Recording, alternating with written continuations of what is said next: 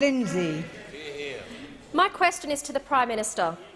Will the Prime Minister outline to the House the government's plan to build a stronger economy for all Australians? I call the Honourable the Prime Minister.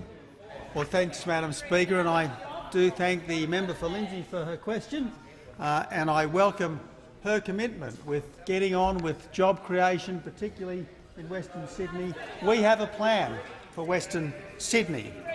And, Madam Speaker, we have a plan for Australia. It means stopping the boats, it means fixing the budget, it means building the future, it means creating Australia where everyone can expect a fair go and everyone is encouraged to have a go. That's the kind of Australia that this government is creating. Now, Madam Speaker, we've only had 5 months. We've made a good start. But we did inherit a mess. 50,000 plus illegal arrivals by boat under the border protection disasters The member for Jagga members Jagga. opposite. A Commonwealth debt skyrocketing towards $667 billion because of the policies of members opposite. And, Madam Speaker, under members opposite, unemployment queues were 200,000 people longer when they finished than when they started. 200,000 extra unemployed Australians. That was the legacy of members opposite after 6 years in government. There was Mitsubishi.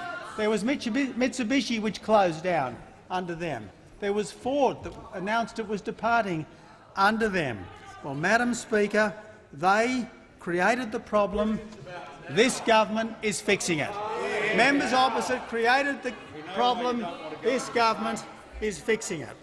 We've got $20 billion worth of savings before the Senate because governments, like businesses and households, have to live within their means. $15 billion worth of savings that we took to the election, plus $5 billion worth of savings that members opposite took to the election, and they're opposing all of it, even the savings that they took to the election.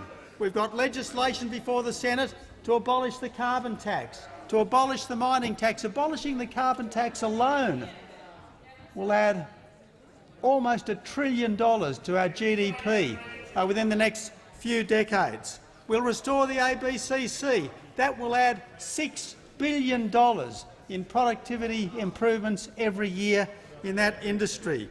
There's $400 billion worth of environmental approvals. Thanks to the new minister, there's a Korean free trade agreement negotiated, thanks to the Minister for Trade. And there's WestConnex, funded to the tune of $1.5 billion under this government. Madam Speaker, everything we are doing is designed to make it easier to create jobs. That's what we mean when we say Australia is under new management and open for business.